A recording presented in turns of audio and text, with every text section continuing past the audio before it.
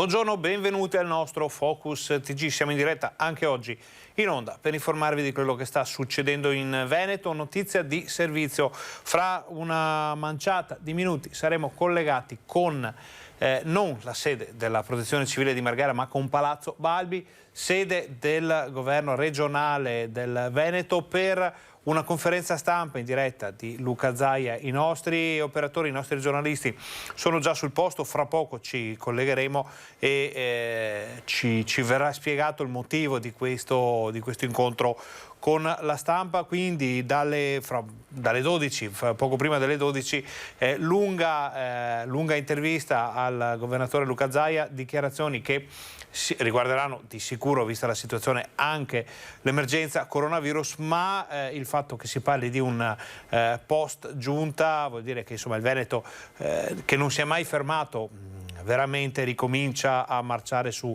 ritmi molto alti anche dal punto di vista amministrativo, passateci il termine. Quindi sentiremo quali saranno le novità, ci sarà Zaia, ci saranno gli assessori e poi naturalmente potrete vedere tutta la diretta. Però oggi è giornata di cronaca, decisamente, perché questo ce lo conferma l'ANSA. Nella notte appena trascorsa sono state centinaia, pare più di 1 migliaio, le chiamate dei vigili ai vigili del fuoco dei vari distaccamenti di tutto il Veneto, soprattutto per quanto riguarda la parte dall'Alta Padovana, dal litorale, l'Alta Padovana, il Veronese in su, quindi fino all'altopiano dei 7 comuni e la Pedemontana.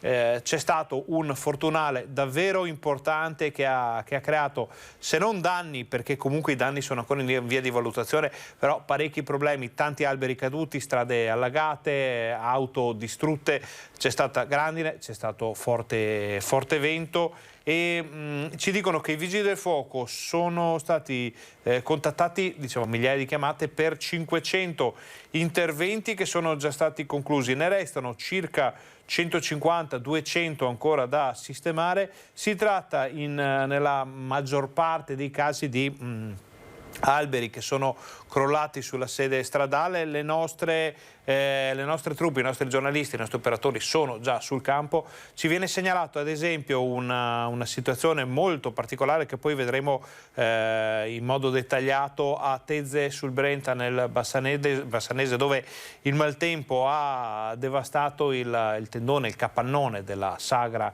che si doveva concludere proprio ieri sera. C'era tanta gente.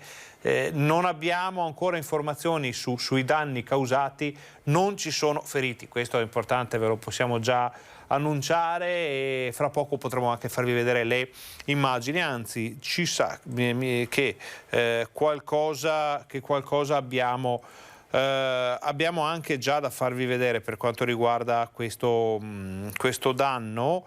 Ed è questa immagine che vediamo. Intanto potete vedere che cosa è successo. Questo è il tendone, il capannone della sagra di Tezze. Sagra, ci pare di ricordare, di San Rocco, che doveva concludersi appunto ieri sera.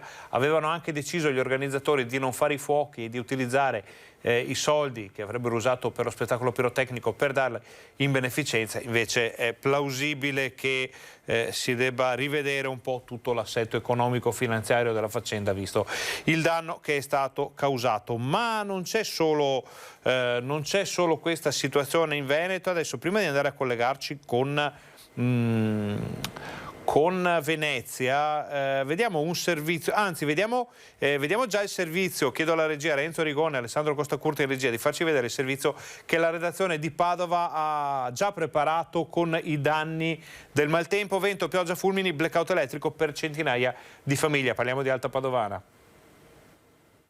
Vigili del fuoco e tecnici dell'Enel sono ancora al lavoro. Il vento ieri sera ha fatto cadere centinaia di rami di alberi sui cavi della corrente elettrica in moltissime località dell'Alta Padovana, generando interruzioni della forza motrice. Colpiti i comuni dell'Alta che confinano con il Trevigiano e il Veneziano: Piombino Dese, Loreggia, Trebaseleghe, Borgoricco, Vigonza.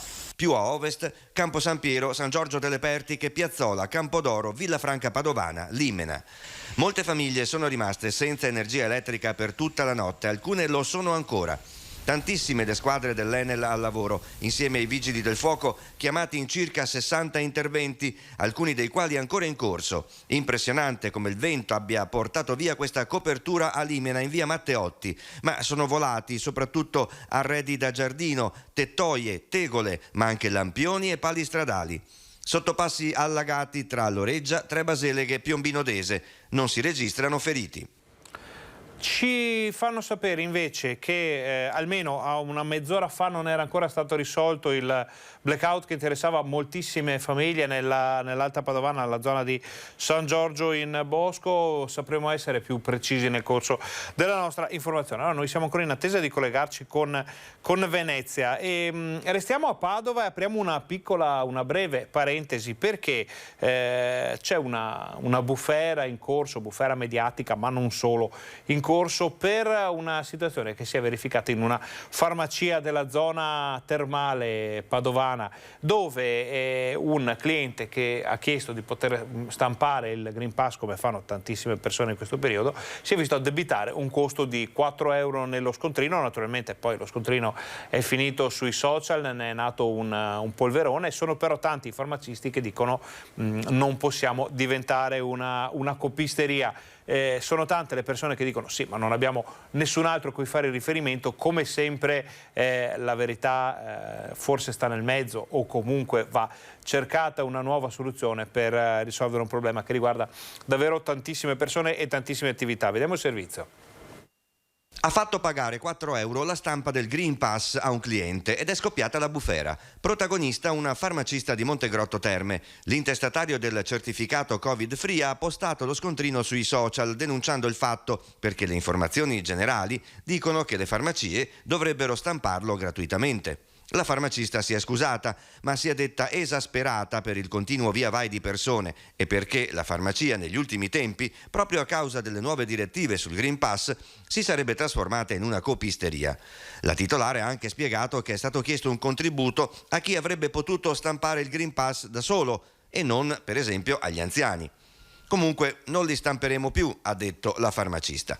Sui fatti è intervenuto anche l'ordine professionale che ha redarguito la collega. Il presidente dell'ordine, Giovanni Cirilli, ricorda che resta il problema della gratuità della stampa, un costo vivo che a oggi è unicamente sulle spalle dei farmacisti. Quello di Montegrotto non sarebbe l'unico caso di Green Pass a pagamento. Casi simili si sarebbero verificati anche ad Asiago, Firenze, Napoli e Roma, con tariffe che vanno dall'1,50 € ai 4 euro. Questo per quanto riguarda questa vicenda, che non mancherà di suscitare altre polemiche. Naturalmente le seguiremo, ve le racconteremo, anche perché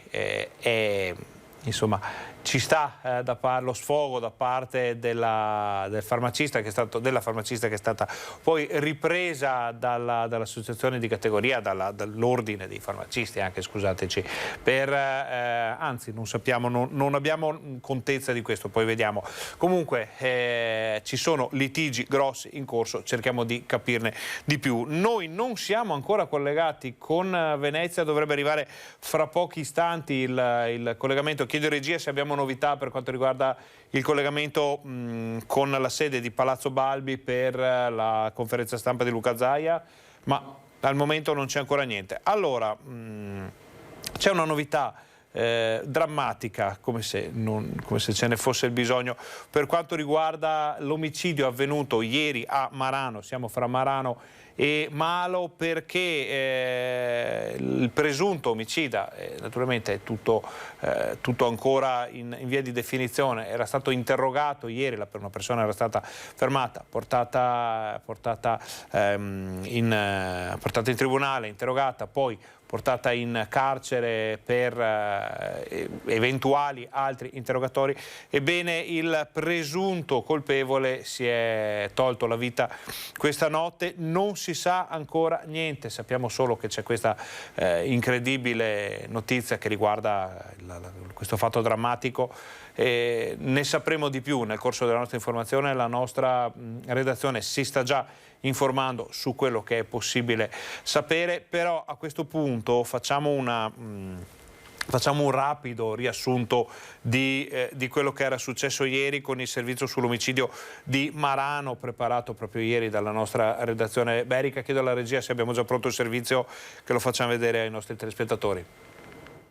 Ucciso con colpi di arma da fuoco. A segnalare il corpo riverso a terra sulla strada davanti al cortile della sua abitazione vicino al proprio trattore stamattina intorno alle 8:30 alcuni abitanti di un vicino gruppo di case che hanno sentito esplodere i colpi. Mario Walter Testolin, 67enne che si occupava di tinteggiature di cartongesso, ora in pensione, è stato freddato davanti casa in via Molinetta a Marano Vicentino al confine con Malo. Alla base del folle gesto, stando alle prime ricostruzioni degli inquirenti, potrebbe esserci stata una lite tra vicini di casa che avrebbe fatto scatenare la furia omicida culminata in tragedia. Sulla scena del crimine gli uomini del SUEM che non hanno potuto far altro che constatarne il decesso. I carabinieri del nucleo operativo della compagnia di Thiene ed i colleghi della sezione rilievi del nucleo investigativo provinciale per dare corso alle indagini, coordinate dal pubblico ministero della Procura di Vicenza, Augusto Corno. Al vaglio quanti colpi siano stati esplosi contro la vittima e l'arma del delitto, probabilmente un fucile, imbracciato al culmine del litigio. Alla tragedia, che si è consumata in una zona di campagna, non avrebbe assistito nessun testimone. Al momento una persona è stata portata presso la caserma della compagnia dei carabinieri di Thiene per gli accertamenti.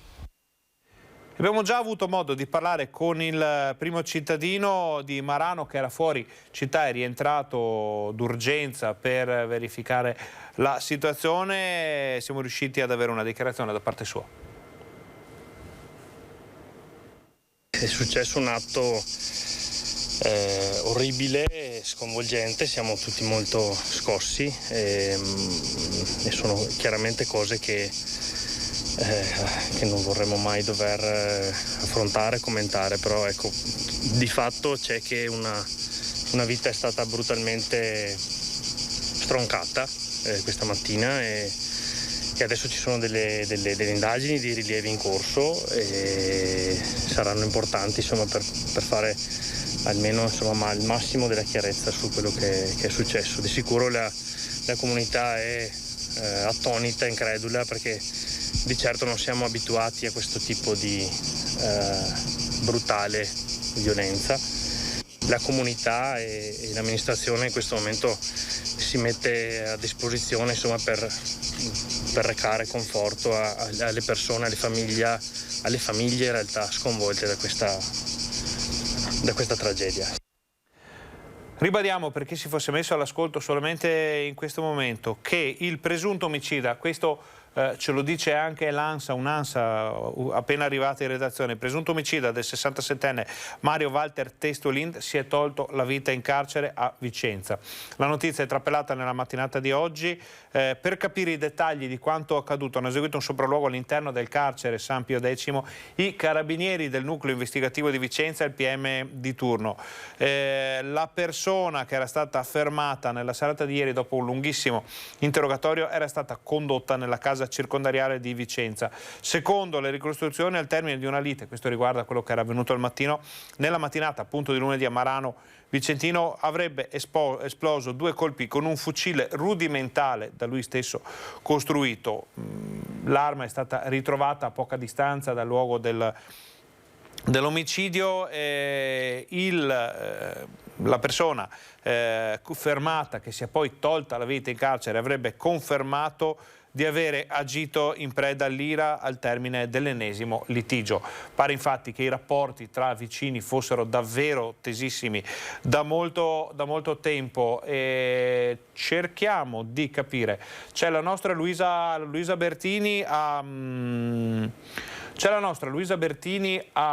Venezia, nella sede di Palazzo Balbi, sede della Regione. Noi la vediamo già e siamo pronti per darle la linea non appena ci sarà la possibilità, per poi sentire le dichiarazioni di Luca Zaia nella conferenza stampa che inizierà fra pochi istanti. Quando siamo pronti, chiedo alla regia, quando siamo pronti di andare subito a Venezia. Nel frattempo vi ricordiamo per tutti, dalle 12, quindi fra un minuto o poco più, conferenza stampa di Luca Zaia. Si parlerà naturalmente di coronavirus. I dati dovrebbero arrivare, tutte le informazioni su questo momento molto delicato. però si parlerà anche di attività amministrativa, di attività politica del Veneto, importante per il futuro della regione, perché naturalmente il Veneto non si è mai fermato. Sentiamo se c'è arrivato il governatore, lasciamo la parola. Ma dov'è più o meno? Ciao, che più o meno in treno dove? Si sente? Perfetto, grazie. Tanto ne approfitto per invitare l'assessore Lanzarin e l'assessore Cazzavara qui con me, perché poi sono artefici di due comunicazioni importanti. Se volete prendere posto, prego.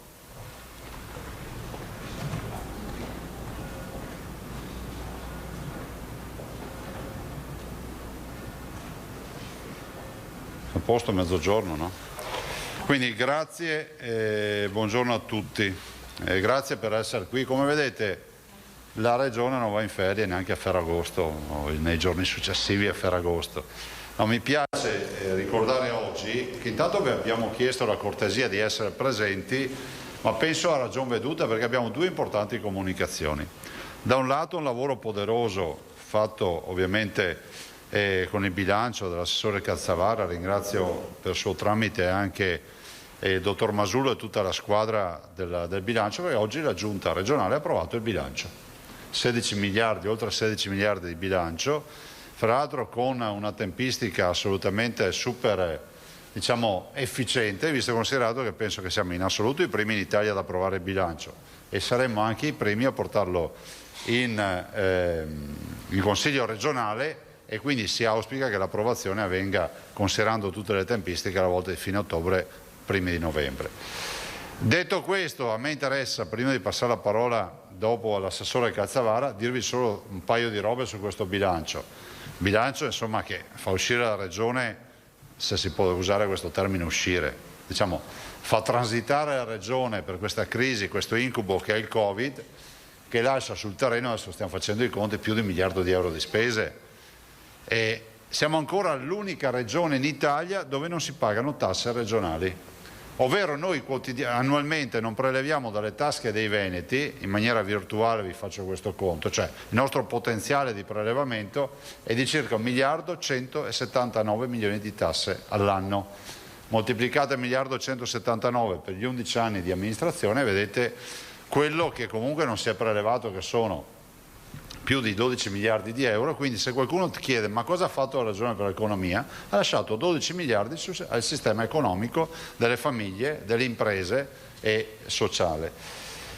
È un bilancio, come vedrete, che comunque si chiude confermando un sacco di iniziative, poi l'assessore ve lo dirà. Vi ricordo solo che questo è il bilancio delle Olimpiadi, il bilancio della Pedemontana ed è il bilancio anche di un'altra storia. Passo all'assessore Lanzarin. Oggi, altra grossa e importante delibera, tenetevi fermi abbiamo varato il finanziamento dell'ospedale di Padova, quindi dai 260 milioni di euro che abbiamo, come si dice, in saccoccia, che avevamo accantonato, 290, grazie, prevediamo per arrivare ai famosi quasi 600 milioni di euro, prevediamo l'altro finanziamento di 300 milioni. Lo prevediamo perché l'ospedale costerà quasi 600 milioni, sono 590 milioni, dei quali 108 milioni sono di sole attrezzature, il resto sono opere. Io vi dico solo una roba, perché poi i venti dicono parlano sempre dell'ospedale di Padova. Sì, noi parliamo dell'ospedale di Padova perché lo facciamo, lo dico anche a tutti quelli che pensavano che fossimo di perditempo, al punto tale che vi annuncio già l'inizio lavori a fine 2023. Questo è il nostro programma. Considerate che nel frattempo c'è una montagna e mezza di scartoffie, ci vorrà un altro ospedale per queste scartoffie. Sono 200.000 metri quadri di ospedale peraltro, 963 posti letto, ma a me interessa dirvi che se facessimo veloci, e approfitto per fare questo appello al governo, stiamo parlando di PNRR, ecco, se facessimo veloci, istituissimo una modalità fra virgolette commissariale, che non vuol dire non rispettare le leggi. Vi ricordo che noi siamo quelli che hanno scritto subito all'ANAC per l'ospedale di Padova, in maniera tale che la collaborazione con l'autorità nazionale anticorruzione sia fattiva, ma non l'abbiamo scritto ieri, l'ha scritto qualche anno fa a firma mia questa lettera. Quindi l'ospedale di Padova è una realtà, lo è sempre di più, peraltro grazie ad Advisor, poi vi spiegherà bene l'assessore Lanzarin, voi sapete abbiamo coinvolto l'Università di Padova, perché questa è una regione nella quale ormai se citi Project Financing ti viene l'orticaria e tutti sapevano come bisognava finanziare l'ospedale. L'Università di Padova e il gruppo dei nostri esperti hanno definito che si va con appalto classico, quindi vi annuncio che la partita INAIL per noi è definitivamente abbandonata, ma non perché ce l'abbiamo con l'INAIL, li ringraziamo, ma l'opzione INAIL era: ti faccio l'ospedale, resta mio, cioè dell'INAIL, e voi pagate la locazione. Invece la soluzione scelta dal gruppo di lavoro è: mi faccio l'ospedale, me lo pago e resta mio. Tutto qua.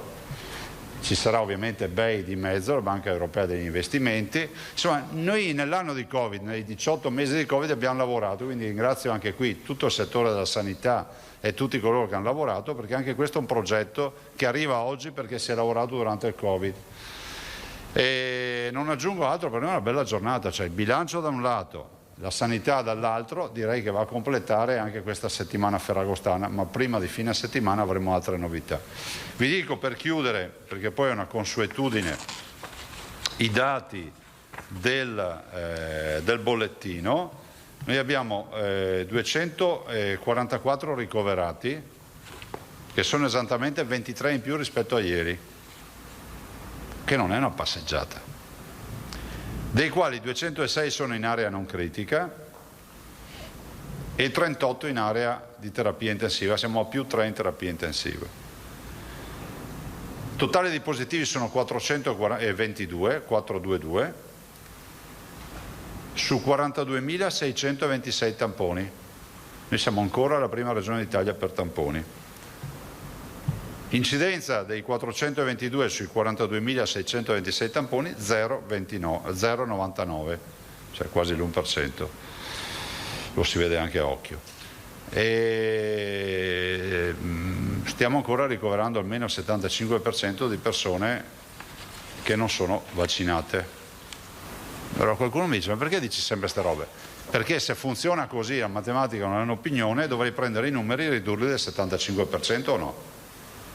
A casa mia funziona così, cioè vuol dire che se ho 244 ricoverati e vuoto per pieno, almeno il 70% non sono vaccinati, vuol dire che i 2,44, 7,14 e il resto mancia, vuol dire che almeno 160 persone potevano non essere in un ospedale se si vaccinavano, in linea teorica. Io continuo a dire che siamo aperti con tutti i centri vaccinali, oggi abbiamo fatto 19.714 vaccini ieri nelle ultime 24 ore. Ricordo a tutti che la fascia di età dai 12 ai 25 anni e quella degli over 60, chi ha più di 60 anni, possono fare l'accesso diretto senza prenotazione. C'è uno adesso che mi sente parlare e ha deciso di vaccinarsi, un ragazzo che dai 12 ai 25 anni o un signore o una signora sopra i 60 anni può tranquillamente prendere, finisce di seguire la conferenza stampa, prende un'auto, si fa portare, va a vaccinarsi, non serve che chieda nulla a nessuno. Penso che più di così noi non possiamo fare, la vaccinazione è volontaria, uno in scienza e coscienza decide se farsela o no, si sappia che da un lato la vaccinazione è una tutela personale, lo vediamo nei ricoveri, dall'altro però anche una tutela, è un lavoro di comunità. Piaccia o non piaccia, a me non è che piace farmi il vaccino, però devo prendere atto che il vaccino sta funzionando in questa fase. Ultimo appello che faccio, e siamo fortemente preoccupati di questo, lo faccio alle autorità sanitarie a livello nazionale, la vicenda israeliana è lungimirante per molti aspetti. Vabbè, da un lato è vero che loro hanno eliminato tutti i dispositivi di protezione in primavera, diciamo celebrando la festa della liberazione, insomma tutti noi abbiamo detto Israele ha vaccinato molto prima di tutto il mondo e quindi è libera. Non l'aver usato dispositivi di protezione li ha riportati un po' nel baratro. Dall'altro però in Israele in questo momento si decide di vaccinare tutti gli over 60 con la terza dose. Io non ho preparazione scientifica per dire se è necessario o no, ma non mi vorrei ritrovare con le case di riposo con tutti gli over 60 a ottobre-novembre e che qualcuno mi venga a dire che è finita la scorta di anticorpi.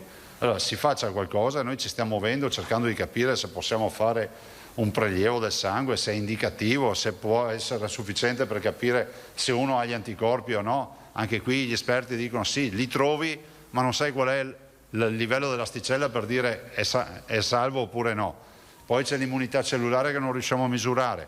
Però detto questo, la riflessione che deve fare questo Paese è sugli over 60 quantomeno rispetto alla terza dose, oltre a parlare degli operatori, perché penso agli operatori sanitari che si sono vaccinati il 27 dicembre 2020, sono operatori sanitari che oggi hanno ormai 9 mesi di vaccino, e quindi 9 mesi bastano gli anticorpi per affrontare una nuova invernata? Non lo so, però siamo preoccupati di questo, quindi se qualcuno sta lavorando su questo batta un colpo.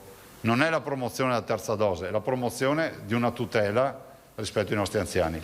Passo la parola all'assessore Cazzavara per il bilancio, vi dà i dati, vi dice tutto, e poi l'assessore Lanzarin per quanto riguarda l'ospedale di Padova.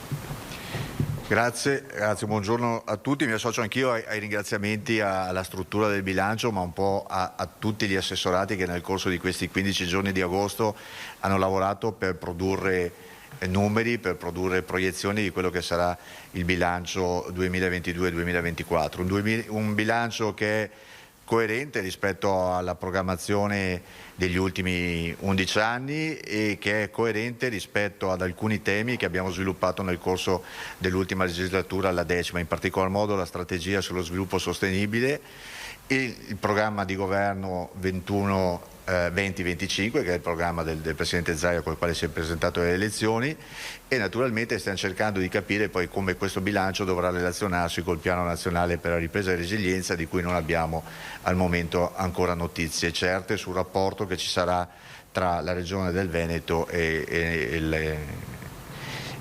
il Governo centrale. È un bilancio che si conferma capace di coprire tutte quelle che sono state le spese ordinarie che nel corso degli anni ormai si sono stratificate e sono diventati abituali, come i 31 milioni per la scuola paritaria, i 29 milioni per la formazione, ma anche la capacità di andare a coprire alcune nuove esigenze che si sono appalesate nel corso della costruzione di questo bilancio. Penso ad esempio alla nuova programmazione europea, che necessita di un maggior coinvolgimento da parte della Regione del Veneto, che metterà ulteriori 10 milioni, quindi si va dai 65 milioni che avevamo nel corso del precedente bilancio a 75 milioni. Ci sono naturalmente all'interno altre novità, ad esempio la copertura per le obbligazioni per le Olimpiadi, che è un momento importante che ci vedrà da qui al 2026 creare le migliori condizioni perché questo evento possa essere una grande vetrina per il Veneto. Andiamo a finanziare ulteriormente anche l'adeguamento contrattuale di una regione come il Veneto, che con i suoi dipendenti ha la necessità nel corso degli anni di vedere tutti quelli che sono i costi del personale sufficientemente capaci di adeguarsi dal punto di vista degli aumenti che inevitabilmente ci sono. Quindi spese che vedono una rimodulazione all'interno del bilancio, ma che poi hanno la capacità da questo punto di vista di trovare una copertura, mantenendo quella che è una grande caratteristica di questo bilancio, che vede la Regione del Veneto per 12 anni consecutivi essere una regione tax free. Quindi questo che ci permette di essere orgogliosi, di mantenere capacità di dare risposte ai nostri cittadini senza mettere le mani in tasca da 12 anni a questa parte. Ha anche la capacità da questo punto di vista, rimodulando alcuni fondi nazionali, di dare 23 milioni per 2 anni, 22 e 23 per la viabilità e 10 milioni per le bonifiche, quindi ulteriori elementi di sensibilità verso l'ambiente che ci permetteranno da questo punto di vista di continuare quel percorso virtuoso che l'assessore Bottacin si sta adoperando da qualche anno. Quindi bilancio importante che parte, come diceva il Presidente, dai 16 milioni complessivi, dai quali bisogna detrarre i 16 miliardi complessivi, dai quali bisogna detrarre i 9 miliardi e 4 che sono di competenza, i 9 miliardi e 7 che sono di competenza della regione, dell'area della sanità. Rimangono di competenza per le spese regionali circa 1 miliardo e 3, e su questo credo che riusciremo, anche con un confronto con il Consiglio regionale che ci vedrà a partire dalla metà di settembre, iniziare un percorso, e da questo punto di vista vorrei anche rassicurare il Consiglio regionale. La volta scorsa abbiamo corso un po' perché c'era la necessità, visto che eravamo arrivati un po' lunghi dopo le elezioni, di accorciare i tempi della discussione, ma credo che dal 20 settembre, nel quale andremo a presentare il bilancio in Consiglio regionale, ai tempi che diceva il Presidente, che probabilmente saranno proprio quelli dell'inizio della decade di novembre, ci sarà il tempo per discutere anche con loro di quelle che potrebbero essere delle iniziative che sono in capo al Consiglio regionale stesso. Questo ci permetterà ancora una volta di essere una regione estremamente performante dal punto di vista dei tempi. Vi ricordo che siamo stati i primi a approvare il rendiconto, i primi ad approvare la parifica, i primi ad approvare l'assestamento e molto probabilmente saremo ancora una volta i primi ad approvare un bilancio di previsione che forza ha quello di permettere al 1° gennaio del 2022 di avere la piena copertura di tutti i capitoli di spesa e quindi dare massima attuazione al programma di governo. E naturalmente questo è un buon risultato che permette poi di dare quelle performance a tutto il territorio del Veneto, e forse non è un caso se la Regione del Veneto ha nelle previsioni di crescita del PIL sia per il secondo semestre 2021 ma soprattutto per tutto il 2022 una delle regioni più performanti, proprio per questa capacità anche di avere una regione capace di erogare immediatamente le risorse. Grazie. Grazie Francesco. Manu?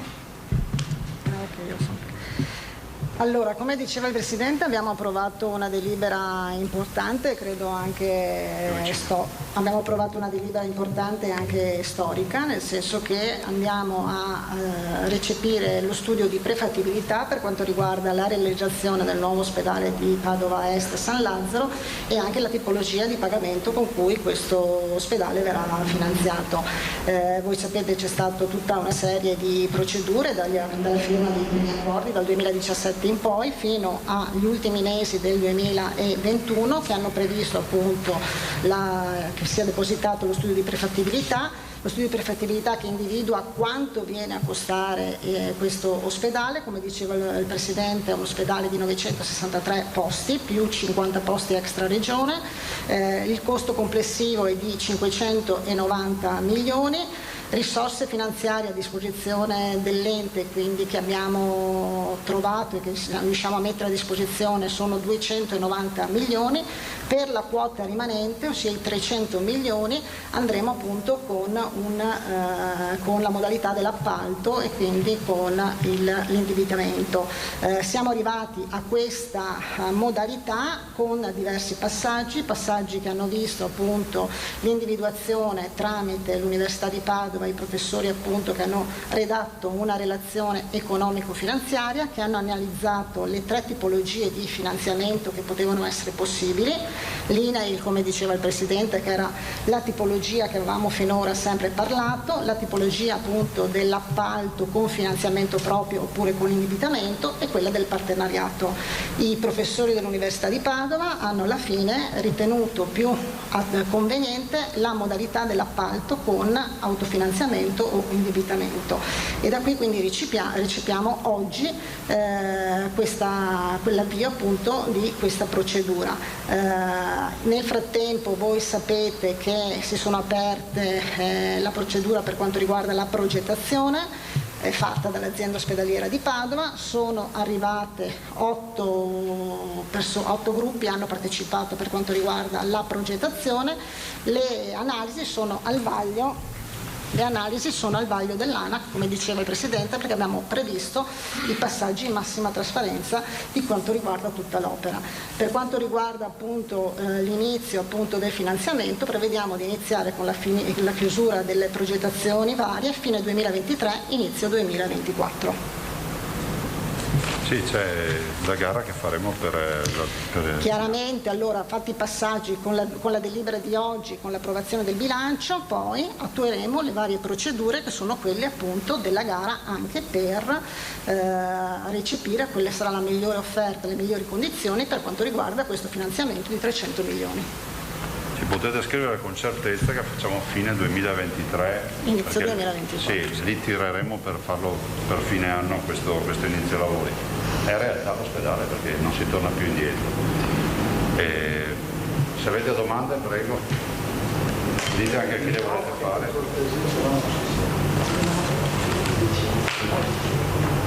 Angela di Deriva Gazzettino. Presidente, buongiorno. Intanto lei, siccome non è la prima volta che parla dell'auspicio che ci sia una gestione commissariale nella procedura dell'ospedale di Padova, volevo chiederle, al di là che sia appunto un augurio da parte sua, c'è una interlocuzione in corso? Che basi normative ci sono per poterla richiedere a fronte del fatto che non siamo in un'emergenza? Le basi normative sono quelle del fatto che l'emergenza è totale. È vero che non siamo in un'ottica di emergenza di protezione civile, però è pur vero che questo Paese davanti a un'emergenza sanitaria ha capito che quando ti arriva l'emergenza sanitaria deve avere una sanità di livello. Penso che l'emergenza sia assolutamente quella di mettere in sicurezza la salute dei nostri cittadini. Il governo si mette una mano nel cuore, noi siamo in grado di garantire a leggi invariate, senza alcun commissariamento, ovviamente toccando ferro perché poi i tribunali, se ci sono ricorsi non sappiamo come va a finire, di poter verosimilmente iniziare i lavori nel 2023. Considerate che noi abbiamo ereditato uno scatolone con un po' di carte, cioè non abbiamo ereditato niente, non è, perché sembrava che non fossimo arrivati e c'era già il pronto l'ospedale, non c'era niente.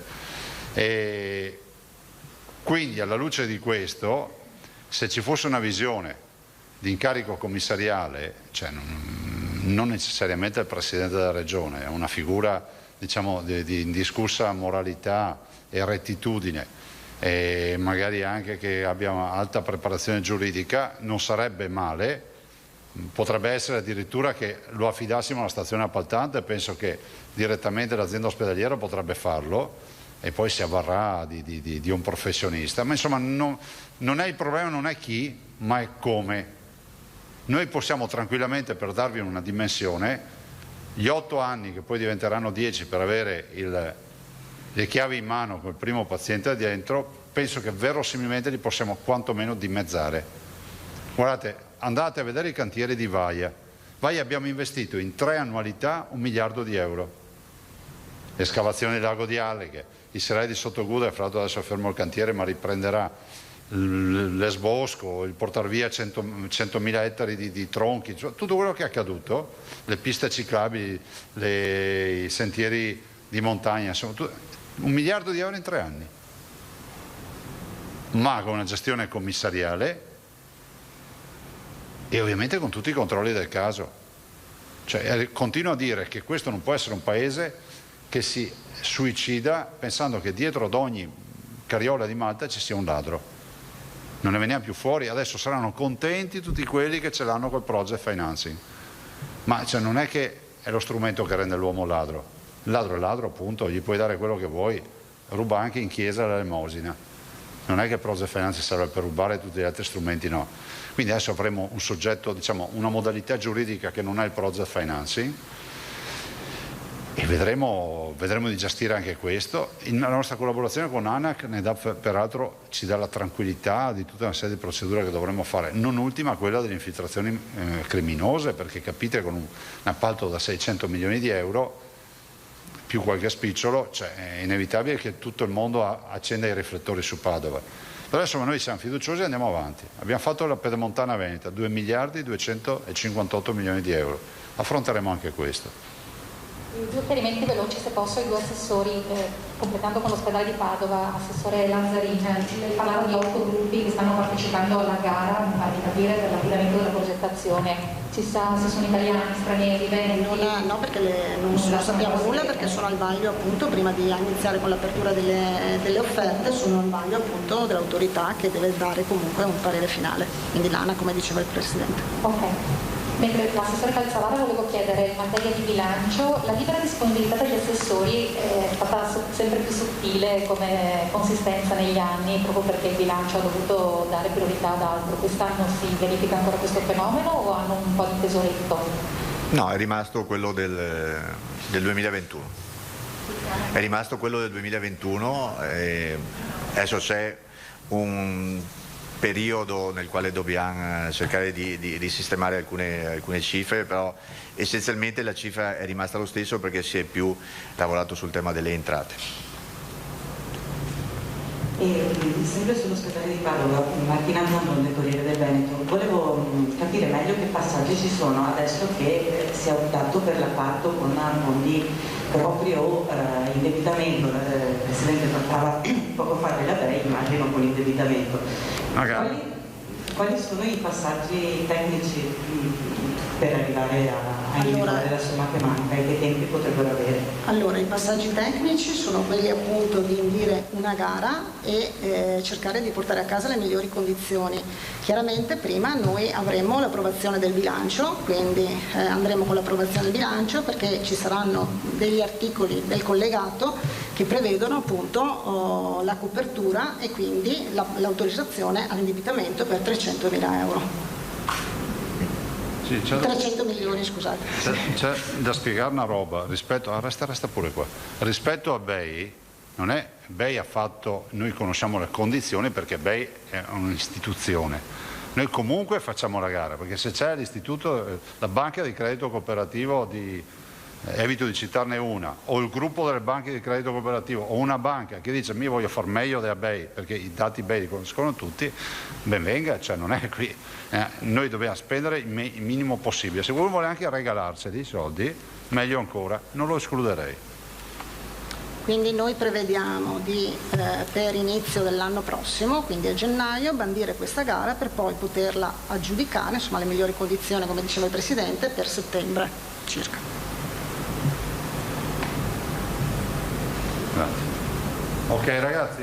No, io ancora sempre sull'ospedale, come ha chiesto la collega Federica, cioè la procedura commissariale, Presidente, mi pare abbia bisogno di un passaggio giuridico e politico deciso dal governo, perché ci sono arrivati, spostando un attimo l'orizzonte sull'alta velocità, dopo 30 anni finalmente hanno nominato un mese fa dei commissari con il compito di realizzare delle opere che appunto erano state progettate negli anni 90. Lei sta assicurando che l'ospedale di Padova, male che vada, in 10 anni ce l'abbiamo, però da quando è stato pensato il periodo è comunque lungo. Ma non c'ero io? No, nessuno. No, magari qualcuno pensa che è colpa mia. Cioè. No, vabbè, non è che voglio riaprire discussioni sulla localizzazione dell'area, ma questo non mi interessa in questa fase. Volevo solo capire i passi, definiamoli così, proprio giuridici, che qualcuno deve fare, che è il Ministero della Salute che deve decidere questo. Ma guarda, io mi appello al Presidente Draghi, Albino, anche perché questa è una partita talmente importante, non solo a livello nazionale ma internazionale. Il nuovo Policlinico Universitario di Padova, non serve che io dica nulla su quello che rappresenta Padova con la sua medicina a livello mondiale, e per quello che riusciamo a fare a Padova è un biglietto da visita internazionale.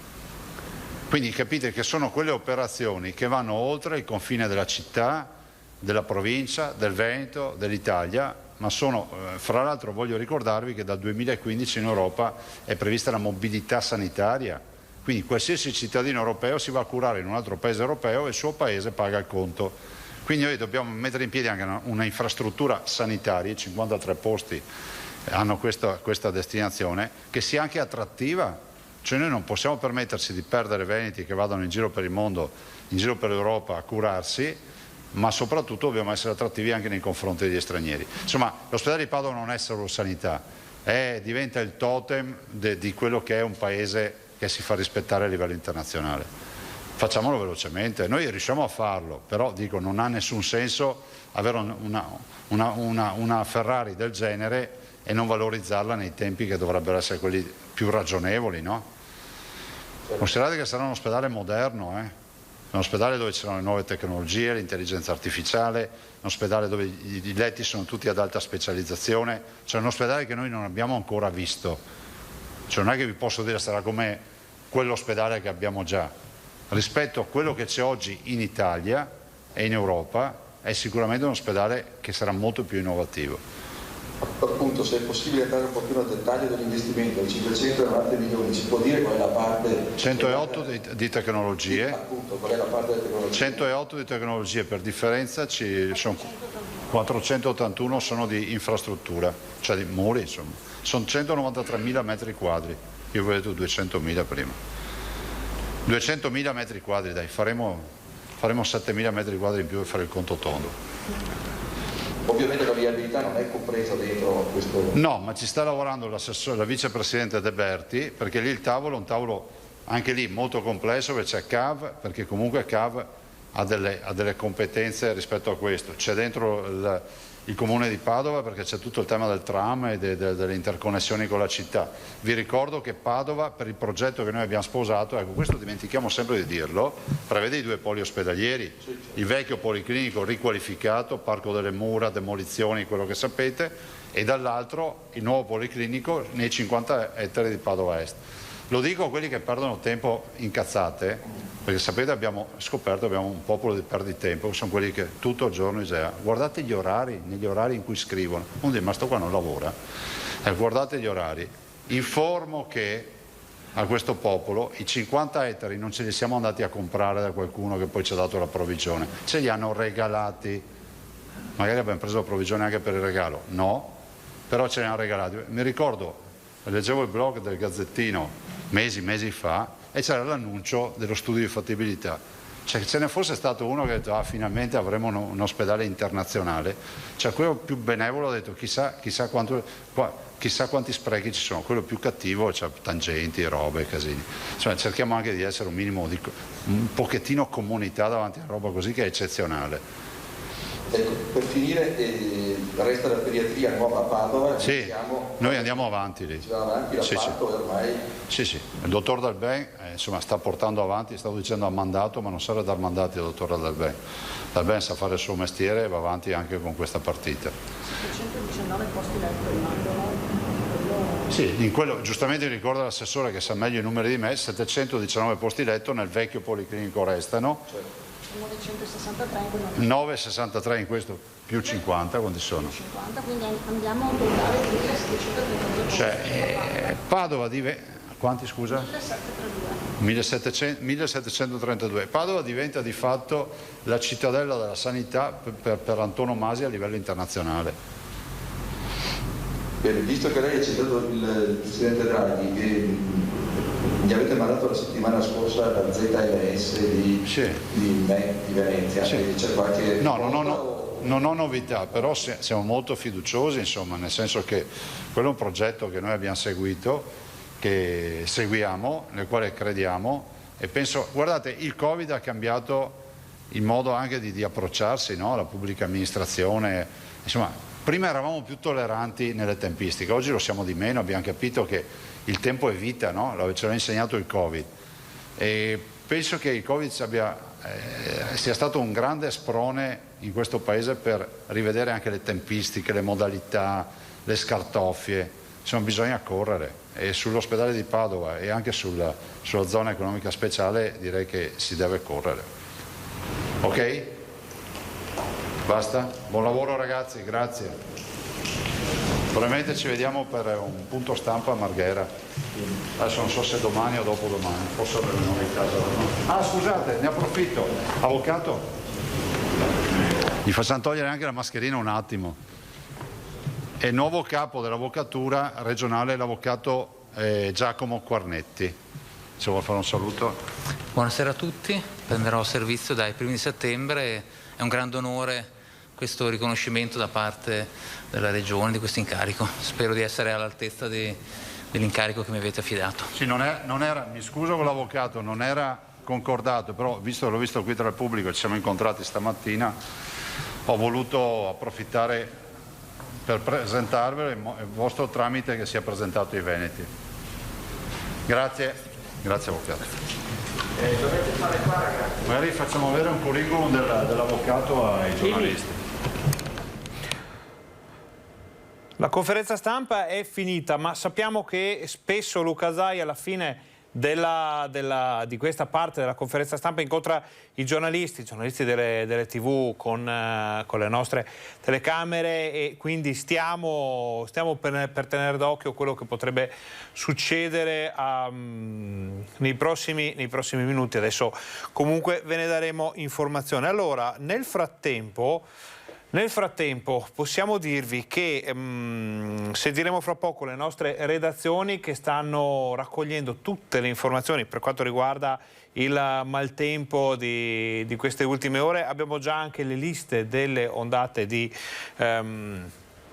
maltempo, dell'ondata di maltempo, di danni che sono stati fatti dal maltempo su tutto il Veneto. Allora, non ci sembra che in questo momento Luca Zaia abbia intenzione di incontrare i giornalisti, però stiamo attenti. Allora, nel frattempo vi diciamo che per quanto riguarda l'Alta Padovana sono stati colpiti i comuni di Fontaniva, Tombolo, Galliera, Veneta, San Martino di Lupari per caduta di alberi e rami. Campo San Pierese, segnalati interventi a Trebaselega e Borgoricco per alberi abbattuti sulla statale 308 del Santo. Medio Brenta, Curtarolo, interruzione alberi caduti, interruzione energia elettrica per caduta di un traliccio a Villafranca Padovana, nonché sistemazione area cantiere a Campo San Martino, tetto divelto a Limena, intervento dei vigili del fuoco in corso. Padova Nord-Est, interruzione energia elettrica a Busa di Vigonza, quindi a Macchia di Leopardo le interruzioni dell'energia elettrica hanno colpito migliaia di case. Campo d'Arcego, una squadra per verifica territorio Vigonza.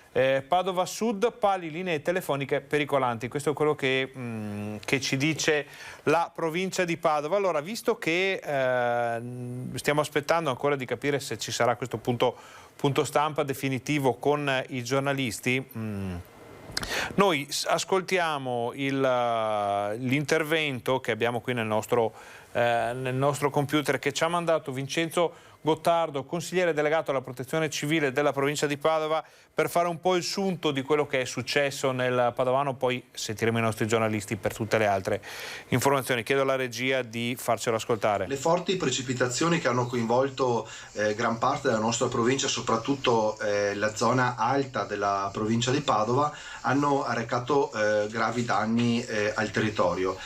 Sono stati impegnati circa 24 gruppi comunali di protezione civile della nostra provincia, coordinati ovviamente dalla nostra sala operativa. Gli uomini volontari della protezione civile sono stati fuori tutta la notte fino alle 4 del mattino, più che altro per il ripristino delle strade che erano state coinvolte da numerose cadute di alberi. La strada del Santo, che era quella che preoccupava di più anche per il traffico e per l'alta percorribilità, è stata liberata circa all'1 di questa notte.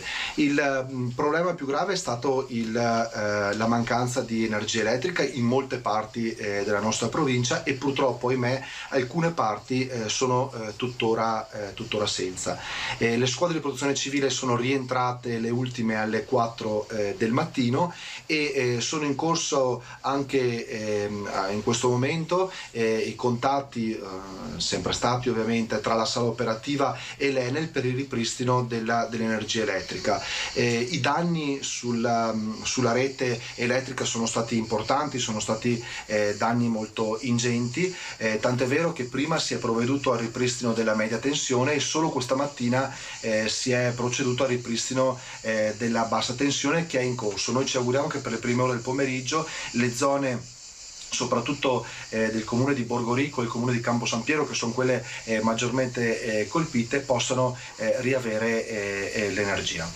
Questa era una videodichiarazione che ci è arrivata da Vincenzo Gottardo, consigliere delegato alla protezione civile della provincia di Padova. Cominciamo a parlare un po' del maltempo che si è mosso in queste ultime ore, con danni in altopiano, nella pedemontana, sul litorale, e una cosa molto strana, molto particolare è successa a Tezze sul Brenta. Siamo a pochi chilometri da Bassano del Grappa, dove il tendone della fiera, o comunque alcune strutture legate al tendone della fiera, sono state divelte dal maltempo. Però noi volevamo farvi vedere questo contributo che ci arriva proprio da Tezze, ma nel frattempo vediamo anche che forse si muove qualcosa a Palazzo Balbi, quindi stiamo pronti per dare la linea proprio a Palazzo Balbi. Vediamo se il Presidente ci pare di capire che probabilmente il Presidente o o se non il Presidente, forse l'assessore Emanuela Lanzarin. Ci scusiamo anche con voi telespettatori, ma sono momenti concitati di fine conferenza stampa, i giornalisti chiedono qualche dichiarazione, qualche battuta, qualche commento ai vari componenti della Giunta. Non sappiamo se ci sia ancora Luca Zaia, di sicuro c'è l'assessore Lanzarin, quindi è plausibile che avremo qualche commento sulla situazione dell'emergenza coronavirus. Naturalmente notizie importantissime riguardanti l'ospedale di Padova, e siamo pronti a dare immediatamente la linea a Venezia. C'è Luisa Bertini per noi, chiedo in regia se possiamo già dare la linea.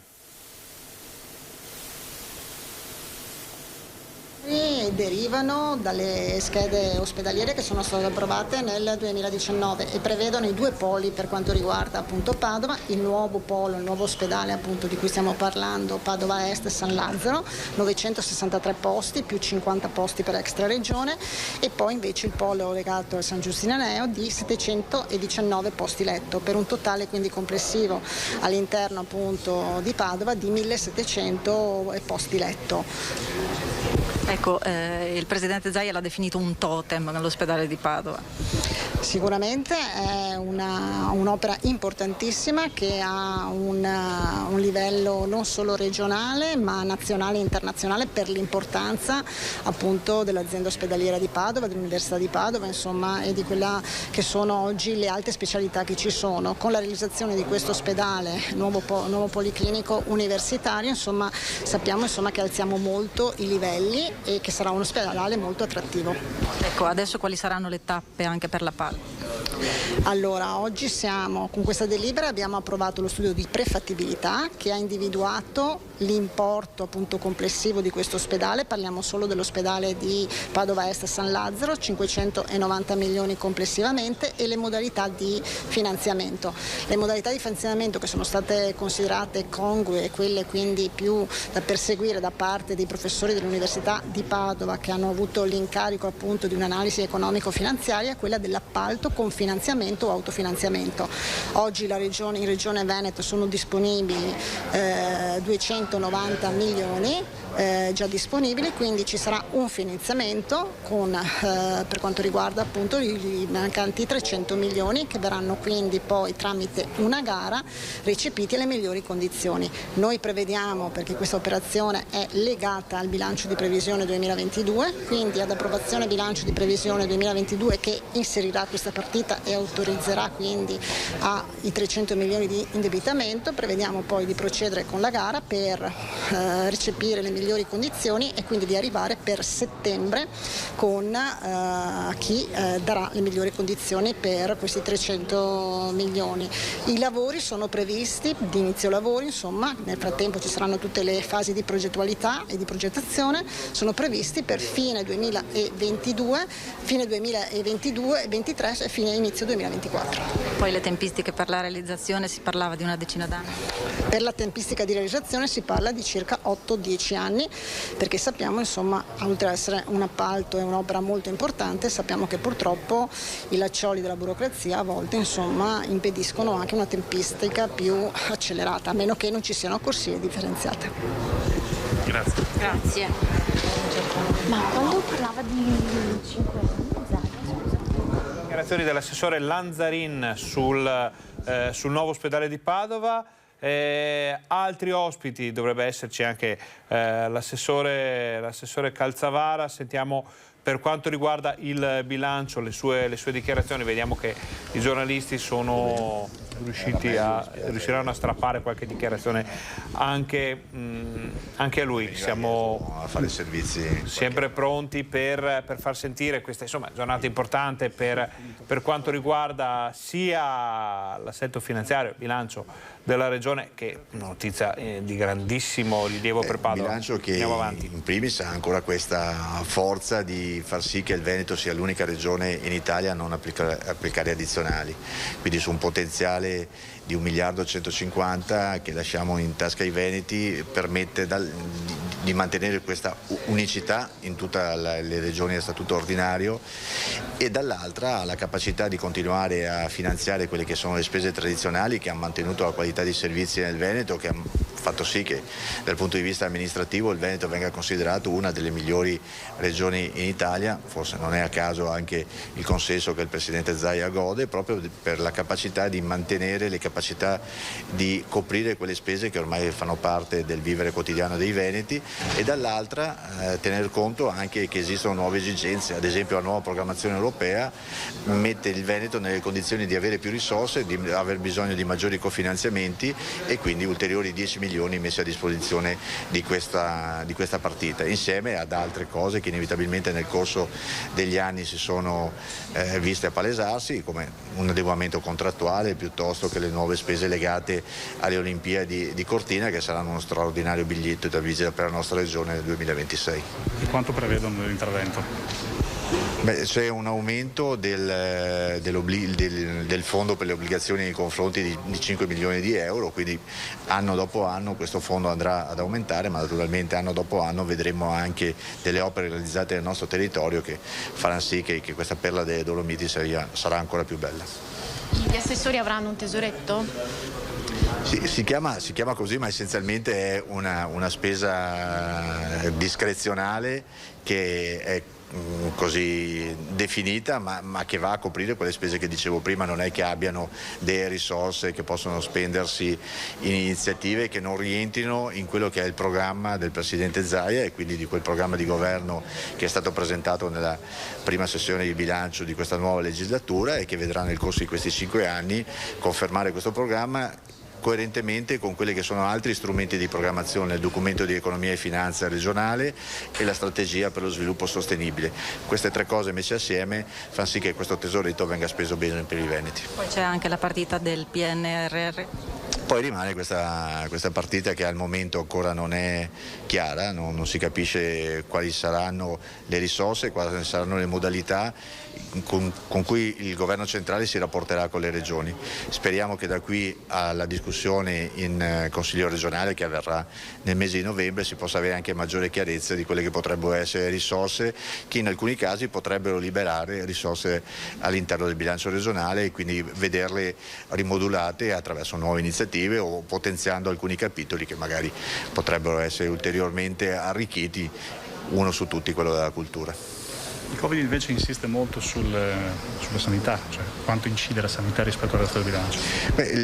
Nel bilancio complessivo che è di 16 miliardi, quello della Regione, il bilancio della sanità è di 9 miliardi e 7 e quindi capite, credo che sia più dell'85%. È una cifra importante che credo solo fra qualche mese riusciremo a comprendere cosa è costato effettivamente il Covid e la gestione di una pandemia come quella che viviamo da 18 mesi a questa parte. Saranno delle cifre che dovranno trovare partite compensative con il governo, perché una regione come la nostra che ha queste cifre non può assumersi l'onere di un ulteriore stimolo, insomma intorno al miliardo fino ad oggi di spese per il Covid, ed è una partita della sanità che naturalmente non va a incidere invece in quelle che sono le disponibilità per l'attività ordinaria della regione. E questo fattore di imprevedibilità comunque di quello che si propone di giorno in giorno col Covid che rende difficile anche il vostro lavoro? Sì. Questo appesantisce perché c'è la necessità di avere una disponibilità e anche delle risorse a riserva e quindi avere un bilancio che abbia anche le caratteristiche della prudenzialità, perché poi devi avere la capacità che se ti succede qualcosa all'improvviso ci siano le risorse per dare delle risposte. Quindi speriamo che da questo punto di vista i futuri bilanci, se non dovranno più occuparsi di Covid, abbiano la capacità di essere più disponibili per nuove progettualità che naturalmente gli assessorati avranno modo di esprimere all'interno di una discussione della Giunta. Grazie a voi. Crediamo di poter a questo punto riprendere la linea in modo definitivo. Noi continuiamo a parlare di quel che è successo con il maltempo, continuiamo a tenere d'occhio la sede della regione del Veneto, Palazzo Balbi.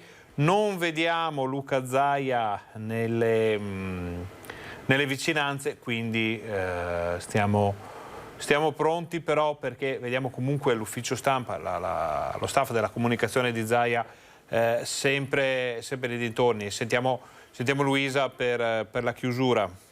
Via, siamo riusciti ad intervistarlo, ma per problemi tecnici non siamo riusciti a mandarlo in onda in diretta. Comunque io ti riassumo quanto è emerso dalla conferenza di oggi, che non verte, come avete sentito, propriamente sulle tematiche relative al Covid, ma su il lavoro fatto dall'assessore Calzavara, con 16 miliardi della manovra di bilancio approvati dalla giunta regionale e diciamo il tutto per far uscire la regione dalla crisi con più di 1 miliardo di spese dovute al Covid. Hanno ribadito entrambi, sia il presidente Luca Zaia sia l'assessore Calzavara, come questa sia l'unica regione in cui non si pagano tasse regionali e quindi di fatto i cittadini non hanno dovuto sborsare nell'arco di questi 11 anni 12 miliardi, quindi 12 miliardi di mancato prelievo. E poi l'altra novità importante sulla quale avete sentito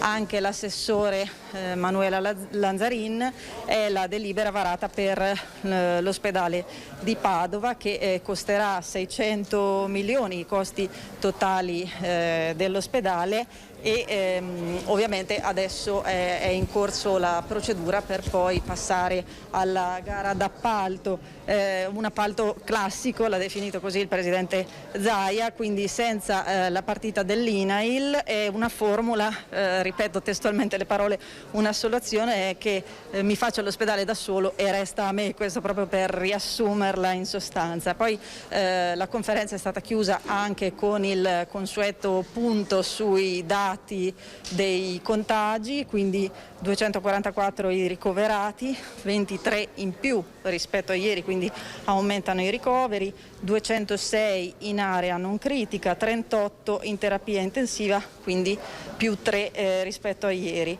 422 è il bilancio totale dei positivi, cioè sono i positivi in totale, e il 75% dei ricoverati, cosa che viene ribadita ogni giorno, risulta non vaccinato. Poi in questi ultimi giorni sono stati eseguiti 19.000 vaccini, nelle ultime 24 ore sono stati eseguiti 19.000 vaccini. È stato ribadito come sia aperto l'accesso libero per tutti i ragazzi dai 12 ai 25 anni senza bisogno di prenotazione. Allora, ringraziamo la nostra Luisa Bertini per questo collegamento. Noi adesso siamo pronti a parlare sia con Padova che con Vicenza, con i nostri giornalisti a Padova e Vicenza. Allora, Padova è pronto, ci dicono i colleghi. Abbiamo Guido Barbato, Federico Cibotto, che sono andati alla ricerca di danni del maltempo, naturalmente anche già le prime ripercussioni locali, politiche per quanto riguarda la notizia sull'ospedale. Ma parliamo prima del maltempo. Buongiorno Guido, cos'è successo nel Padovano? Buongiorno Ferdinando, buongiorno a tutti. È successo che da ieri sera al 21, soprattutto il danno maggiore ha fatto il vento, direi, che ha portato rami sui cavi della elettrica o in situazione di pericolo appunto agli altri. Guido, ti interrompiamo perché abbiamo qualche problema di ricezione. La tua voce si sente a scatti, non so se sia la presenza dell'FPP2, della mascherina o il vento che soffia. Ti consiglio magari di tenere il microfono delle cuffie più vicino al volto. Proviamo perché si sente davvero poco. Proviamo. Eccolo qua. Ok. Stavo dicendo che dalle 21 di ieri è successo che soprattutto nell'Alta Padovana è stato il vento più che i fulmini o la pioggia a provocare i maggiori danni, in particolare alle alberature che sono finite sul cavi della corrente elettrica. Alta Padovana, in particolare la zona della provincia che a est confina con quelle di Treviso e Venezia. I comuni particolarmente colpiti sono stati infatti Piombino Dese, Loreggia, Trebaseleghe, Borgoricco, Bigonza, spostandosi leggermente a ovest, Campo San Piero, San Giorgio delle Pertiche, Piazzola Campodoro e Villafranca Padovana. Siamo a Campo San Piero, c'è ancora un ultimo resto degli interventi fatti nella notte. Le squadre di protezione civile, ci è stato segnalato dalla provincia poco fa, sono rientrate anche a mattina, dei lavori fatti per appunto togliere da situazioni pericolose i pesanti rami degli alberi. Qui appunto siamo a Campo San Piero, nei pressi quasi del centro della cittadina, e questo è stato l'impegno maggiore, che ha comportato però anche la sospensione dell'erogazione dell'energia elettrica in alcuni casi fino a stamattina alle 8-9. Le squadre dell'Enel hanno lavorato a lungo, ma non sono riuscite, ovviamente, insomma, come è comprensibile, a portare la corrente elettrica entro un orario decente rispetto al fatto che si è interrotta dalle 21. Quindi molte famiglie si sono trovate fino alle 4 o alle 5 di mattina senza corrente elettrica, e qualche altra famiglia, ancora peggio, se l'è trovata ripristinata solo alle luci dell'alba. Quindi questo è stato il disagio maggiore, con un grande impegno di vigili del fuoco, tecnici dell'Enel, ma anche di molte squadre della protezione civile coordinate dalla provincia. Poi siamo in attesa anche noi di sentire dal sindaco di Padova, Sergio Giordani, un commento su questo stanziamento di 300 milioni a favore dell'ospedale a San Lazzaro, in quartiere San Lazzaro, zona est della città. Quindi questo è un argomento assolutamente molto interessante. Poi c'è questa notizia piuttosto curiosa che forse conoscerete già, ma insomma forse anche no, di questa vicenda legata alla stampa del Green Pass in farmacia. È successo che a Montegrotto Terme una farmacista, la titolare dell'esercizio che si trova nei pressi del Duomo, ha chiesto ad alcune persone, non a tutte, ha specificato, 4 euro per stampare il Green Pass, il certificato di via libera della vaccinazione. Le norme dicevano che i farmacisti non avrebbero dovuto chiedere nulla in cambio, però è successo che la signora si è giustificata scusandosi, la dottoressa, dicendo che sono arrivate anche molte persone che avrebbero potuto farlo da sé, e in farmacia si stava creando una situazione da copisteria. Copisteria o non copisteria, la farmacia è un servizio, se vogliamo proprio dirla tutta, e in questo caso forse bisognava magari lasciar perdere sui 4 euro, visto che non era previsto dalle disposizioni. La titolare ha anche detto che agli anziani non ha chiesto il contributo, per esempio.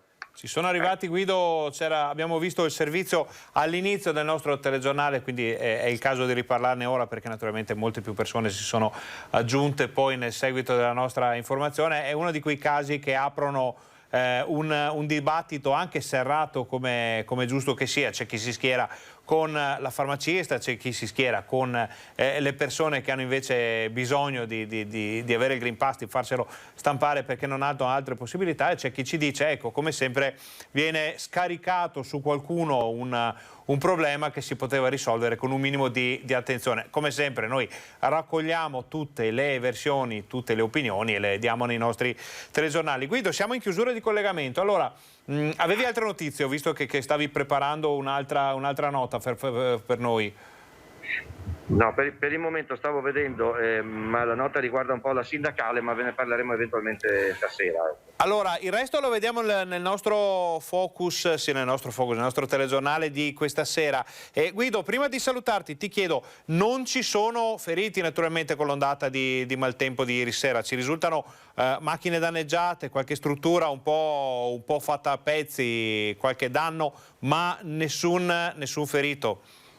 No, nessun ferito, l'hanno comunicato anche i vigili del fuoco. Certo, sono volate via, al di là dei rami d'alberi che hanno un peso a volte incalcolabile, può essere anche considerevole, molte strutture nei giardini o all'esterno di locali pubblici come coperture, tendoni, gazebo, che hanno letteralmente preso il volo, ecco. Nel frattempo qui i nostri telespettatori ci scrive proprio una persona: ho fatto il Green Pass in una farmacia delle Terme Euganee con molta disponibilità senza pagare, quindi è già partita, le prese di posizione sono già partite. Ovviamente questo che abbiamo raccontato è un caso limite, sappiamo che invece quasi ovunque, anche se qualcun altro ha scelto di percorrere questa strada, le cose vanno come all'inizio di questa campagna di Green Pass. Guido, noi ti ringraziamo per il collegamento, ringraziamo anche Federico Cibotto. Noi siamo in onda fino alle 13:30, quindi se ci saranno altre notizie non esitate a contattarci, le daremo in diretta ai nostri telespettatori. Buon lavoro. Senz'altro, grazie altrettanto, buona giornata. Noi torniamo in studio, avvertiamo i nostri colleghi di Vicenza che possono entrare in questo momento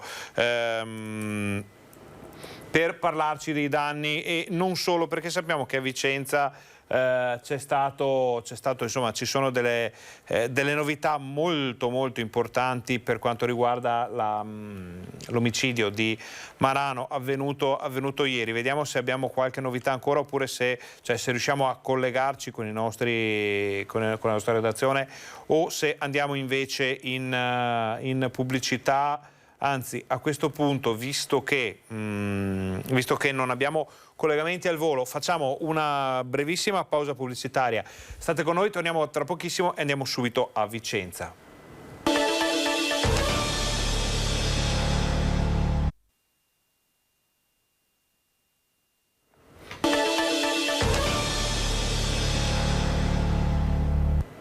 Buongiorno, bentornati al nostro Focus TG. Siamo in diretta anche oggi in onda per informarvi di quello che sta succedendo in Veneto. In Veneto succede che un'ondata di maltempo ha fatto parecchi danni fra la Pedemontana, l'Altopiano, il Bassanese, e adesso dovremmo riuscire a collegarci con la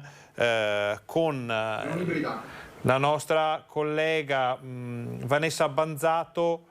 Quando la vediamo nel monitor di servizio avremo anche proprio eccola, la vediamo.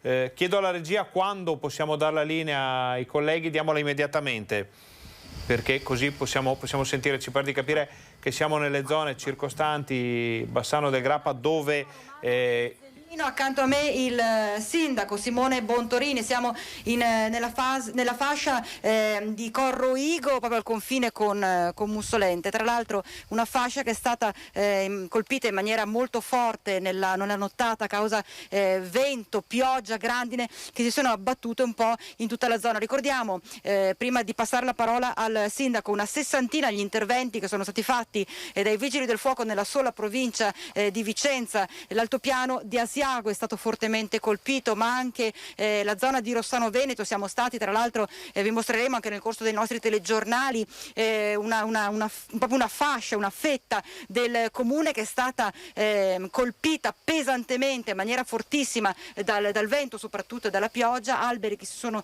sradicati e hanno portato con sé parte del manto stradale, quindi la carreggiata che ha ceduto verso il canale.